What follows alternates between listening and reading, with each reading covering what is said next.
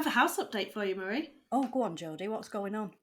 This is the last podcast I'm going to record without two little kittens coming to wind us up. Oh, oh, that's so cute. Where are they from?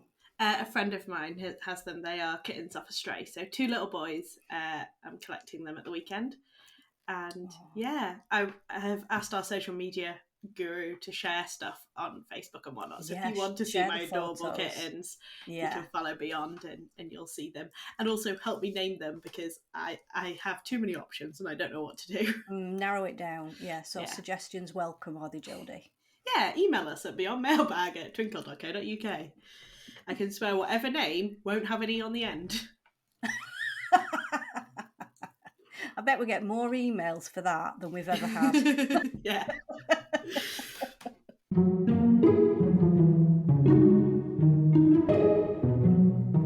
It's your own time you're wasting.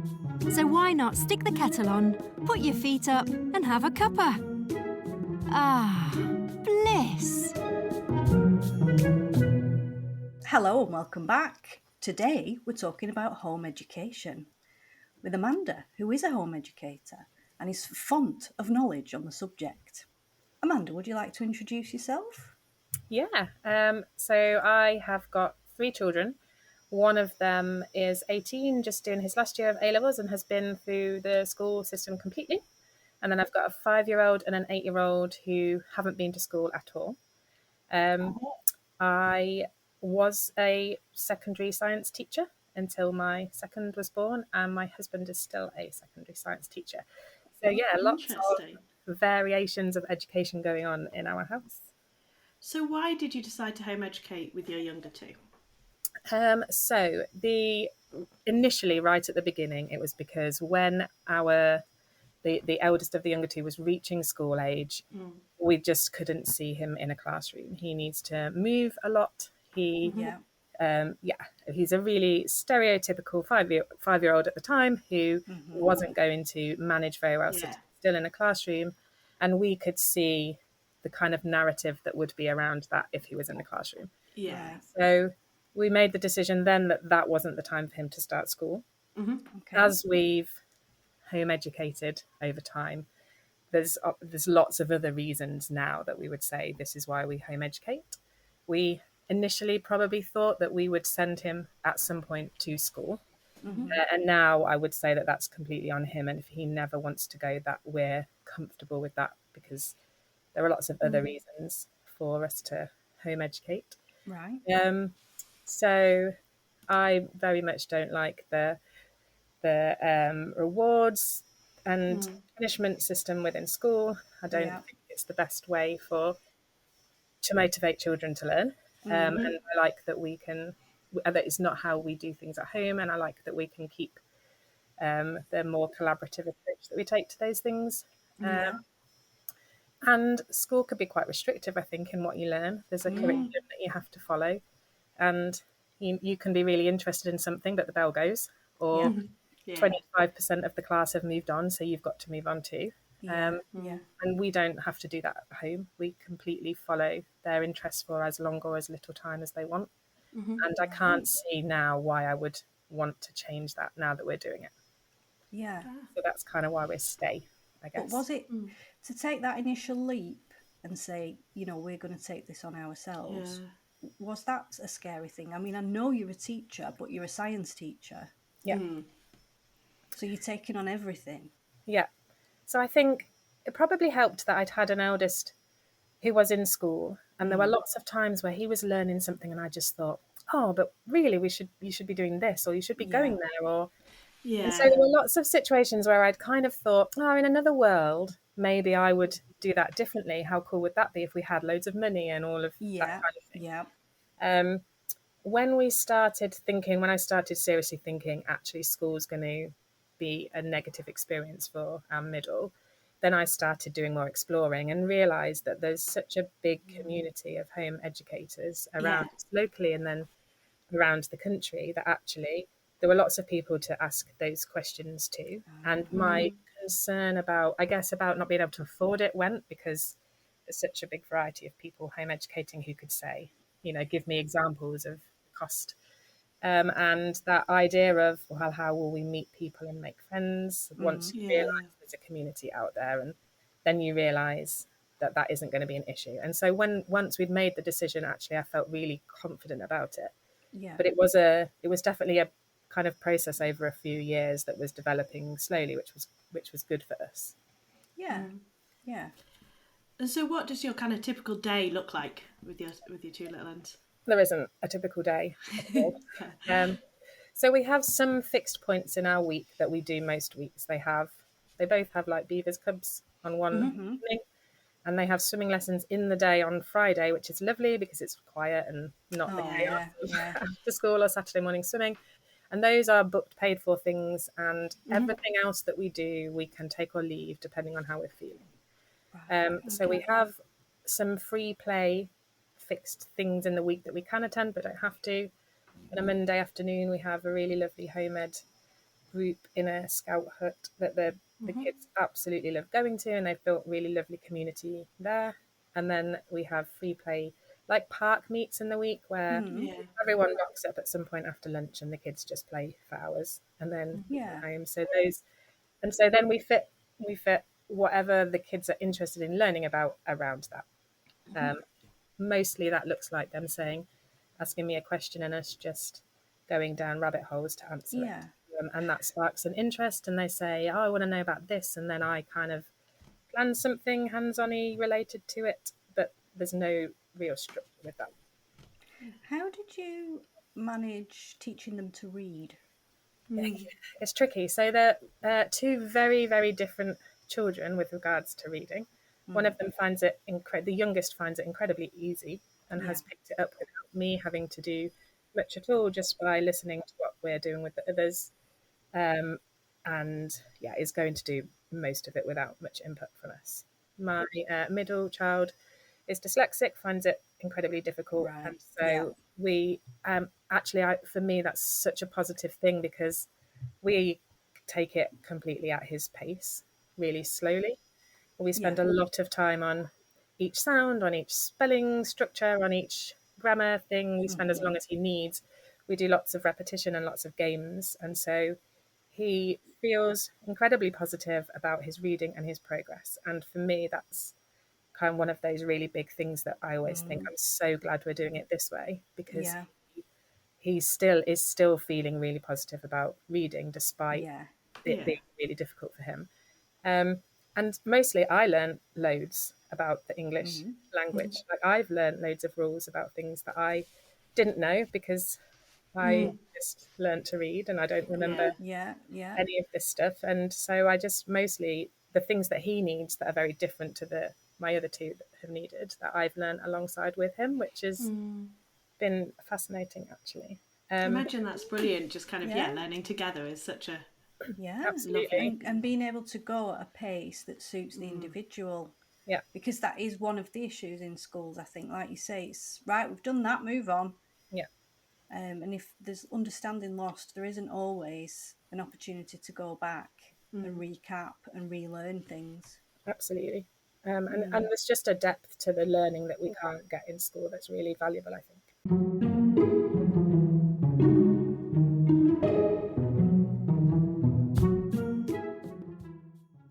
What does your eldest child make of it? You said they'd gone through the education system themselves. Kind of, Yeah. were they ever tempted to homeschool, particularly kind of during COVID, obviously? Yeah. So he's always been able to be at home, especially since we started home educating the young ones. If he wanted to, he's chosen not to. He's got strong friendships at school, and he's never had a negative experience in school enough that would mean that he didn't want to go.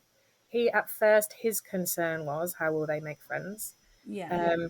Because for him his friendships are with his school. Yeah. Schoolmates, yeah.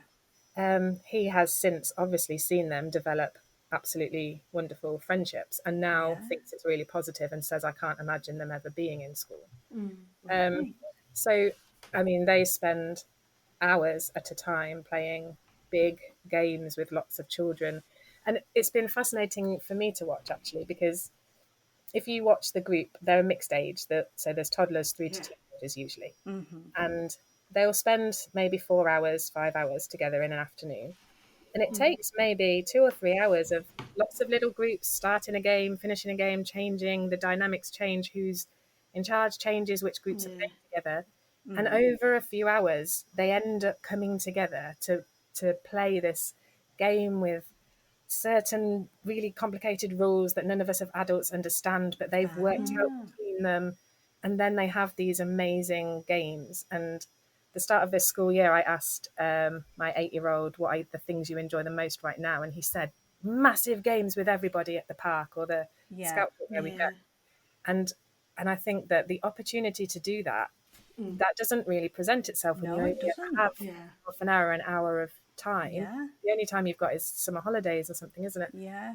So yeah, so he's seen that. He sometimes comes along in the holidays, sees that, and now thinks that this for them this is definitely a positive experience, I guess. And in terms of holidays, do you follow the normal school year or do you vary it?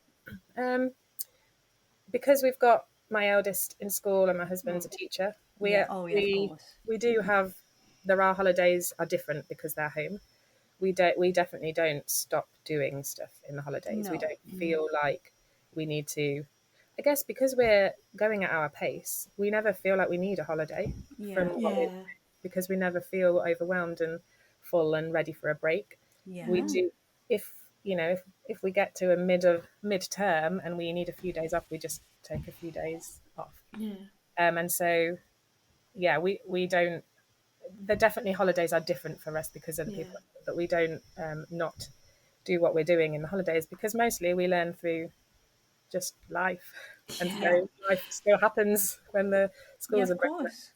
Yeah, it would seem a false distinction really between holidays and home, wouldn't it? One of the big things as well, I think, is often people will say to me, I just can't imagine doing it or being together as a family for all time. It's 24/7, really full on. But I think your idea of what that looks like when you're in a normal school work situation is that you come home in the evening or at the weekends and you have to pack in everything that you couldn't do in the week. And then you have holidays where you're still working and you have to change your routine completely. You have to pack in all the stuff you can't do normally in term time. And so that's quite stressful and overwhelming. And so your experience is really, it's quite hectic. You're running from one place to another. But because we're together all the time, we don't have that change between week and weekend and between term time and holiday time. Actually, everything feels a bit more relaxed. We don't have that change of routine constantly. So for me, that's a positive thing for us as a family. Just kind of thinking about the future. Do the home ed, obviously your kids are a few years away from this, but do the older ones sit exams, GCSEs? Do they tend to join school? I know in Sheffield there's a 14 to 19 school, which a lot of home educated kids join at 14. Yeah. And that's quite common and their friends are there and so on. But how do exams work? Yeah, so there are lots of options. You can, if you want to do the really traditional sit 10 GCSEs at age 16, you can do that. You can do it by learning all the content at home. You can get the information from the exam board to do that. Yeah, of course. As a family, you're responsible for the cost if you do that. And exams are £100 to £150 each. So if you want to go down that route, you need to plan financially to do that. And then you would sit it as an external candidate in a school or college. So that's possible. There are, like you say, most, at least big cities now, have some kind of college provision aimed for home educated children. So they, from 14 to 19-ish, they tend to run English and maths every year as a GCSE option and then change the other courses year by year. And so children tend to sign up for 2 or 3 years and take a few GCSEs each year. And that then the family don't have to fork out the cost for it. So those are the two options if you want to do GCSEs. I think one of the other things to mention though is that there is no legal obligation to take GCSEs. There are lots of successful home educated children who have done the absolute bare minimum, English and maths, and gone off to university. GCSE, skipped A levels, gone off to university. There are people who have gone really successfully into the workplace without any of those qualifications. because if you think about it, if you're spending all of your teenage years directing your own education, you've got Yeah. really You've got a amazing lot of skills that skills. a university is looking for. They want someone who is, because you've developed your passion. If you're applying to university, you are really passionate about the course at this point. If this has been your Yeah. education experience, you're highly motivated. You're able to manage your own learning because you've probably been doing it for years already. Yeah. So I've heard of lots of home educated teens who have gone off with just really the bare minimum of qualification.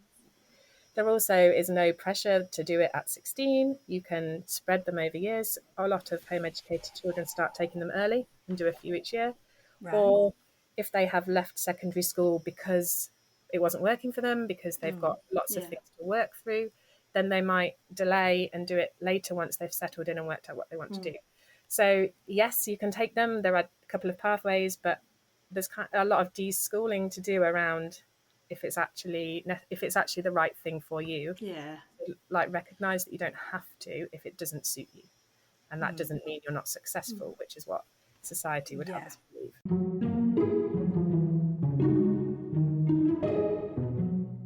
What's on your mind? Let us know your thoughts, ideas, and anecdotes.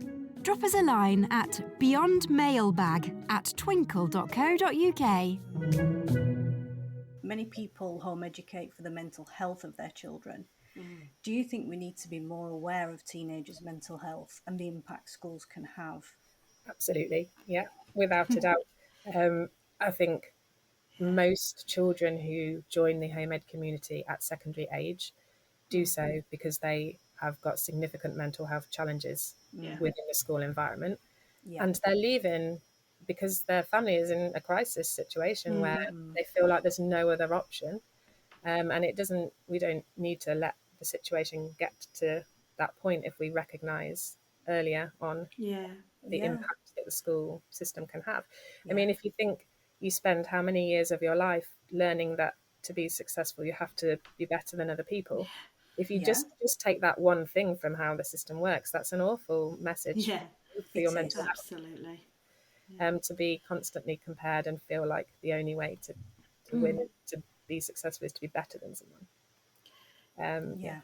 Yeah. Absolutely. I do feel that schools have got this really wrong. We went to a welcome evening for year 10 at my daughter's school, and it was just a diatribe. When do you need to start revising? You need to start now.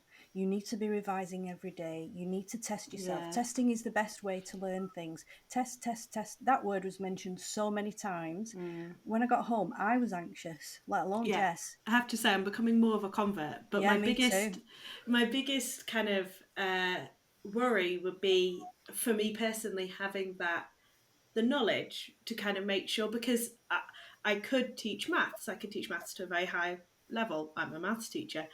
I could teach science, but also like I remember when I was doing my A-level physics, being taught about subatomic particles and being taught this is wrong, but the syllabus isn't right because this discovery had been made 6 months ago. So kind of having that, the science knowledge moves on so fast, I would be worrying about giving them misinformation, and not just about kind of the scientific and the factual knowledge, but also making sure that they got a good diversity of literature and not just stuff I liked. You know, make sure I'm teaching them right, you know, books by people of colour and stuff, not just the things I read as a kid. Yeah. So how do you make sure that your knowledge is there, but also like, well, I guess the knowledge, yeah, it's the knowledge, isn't it? I guess it's worth unpacking where. So the way that you're asking is this idea that I'm going to teach them all of these subjects, right? And so therefore I'm required to have all of that knowledge. Yeah. And that's because that's how school works. Yeah. Somebody with more knowledge than me teaches me. And that's not how home education works. And so we have, so originally we thought we'd send them to school at secondary.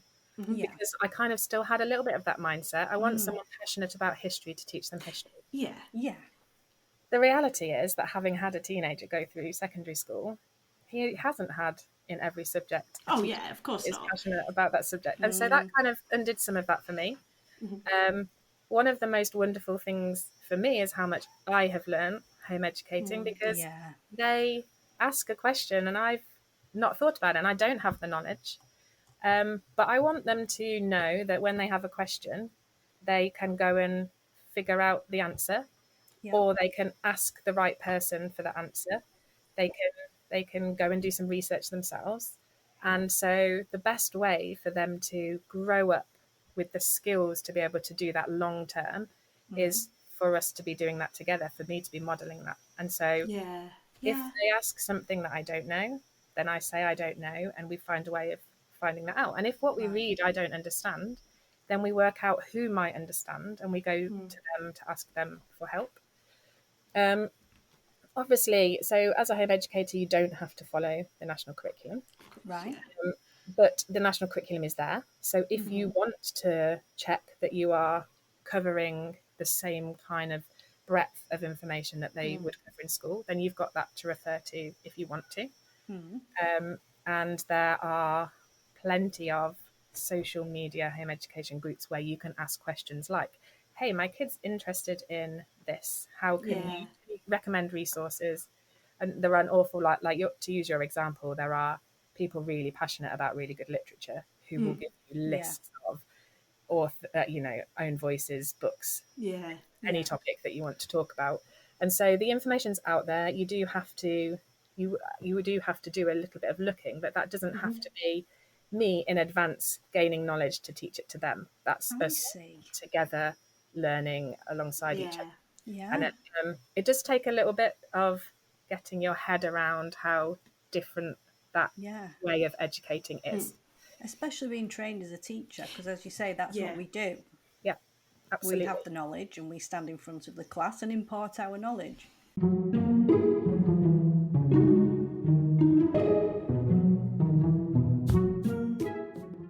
Amanda, many people are under the impression that you have to be very wealthy to be able to home educate, and you earlier seemed to suggest that that's not actually the case.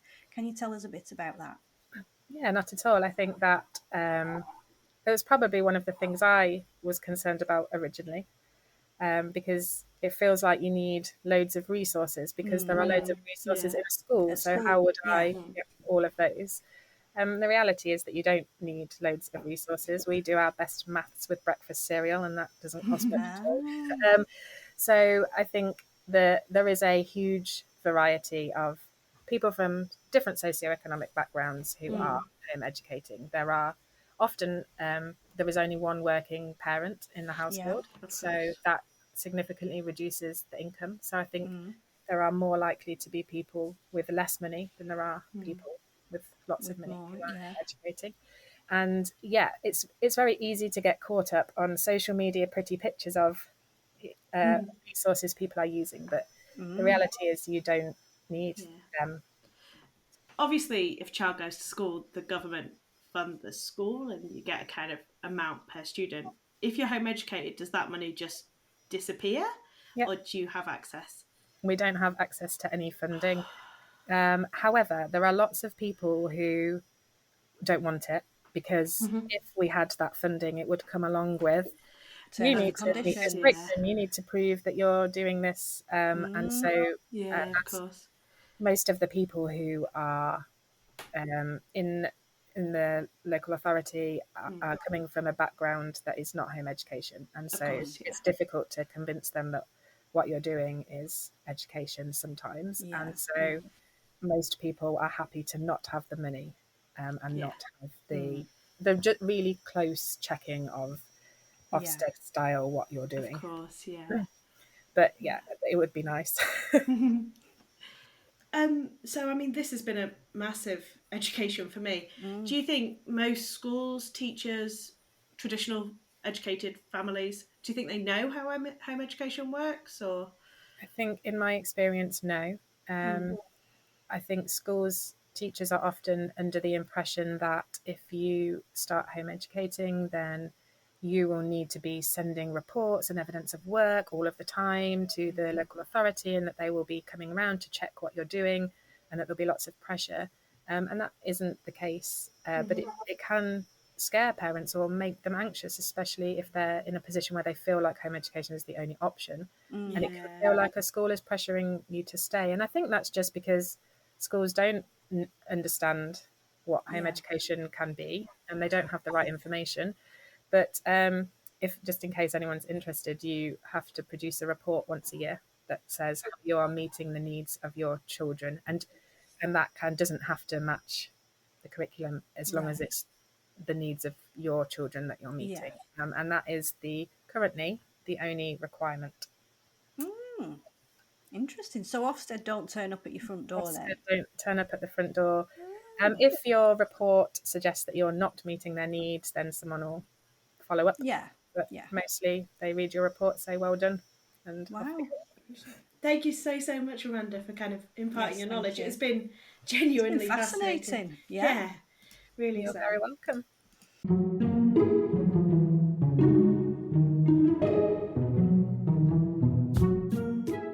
Are you a convert, Marie, then? I actually seriously am. That has really opened my eyes, because I was imagining homeschool you'd have to have lessons and lesson plans and timetables and really intent. I presume that's because I'm a trained teacher and that's the way I see teaching.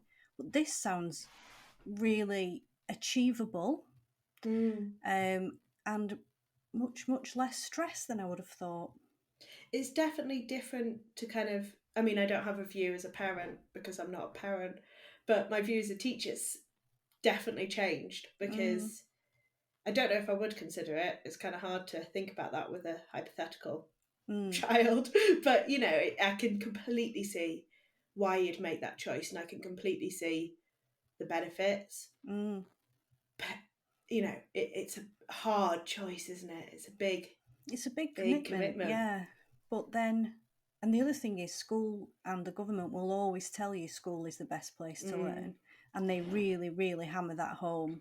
Yeah. If you're having any difficulties getting your child into school, as I have, that's the big thing. They need to be in school to learn. Absolutely, and just to actually think, well, actually, that's not the truth, is it? And there's so many different education systems. You have kids who work in theatre or work in film. We talked about it a bit last week, didn't we? About kind of what that life is like, having tutors and whatnot, and fitting that around a job. Right. Yeah. And you have kids who travel and stuff like that. Exactly. Like there's an Olympic skier at my daughter's school, so she's often out of the country training. I went to school with an Olympian, and he wasn't particularly amazing at maths. He got an A-level in maths, but he sat it with the further maths group so that he could do it quicker. Yeah. And it's just kind of having that. There's always options. There's always ways round, isn't there? Exactly. I taught a dancer that, was at Northern Ballet School and and education was really important for them, because dancers' life is hard. Dancing doesn't last forever, But you're flexible. Yeah. It's not one size fits all. It's really reassured me, actually, as that. Yeah. Thank you, Amanda. Thank you. Thank you so much. And thanks for listening. Don't forget to like and subscribe. Come back next week to find out what my kittens are called. Yay! See you next time. Bye. See you next time. Bye.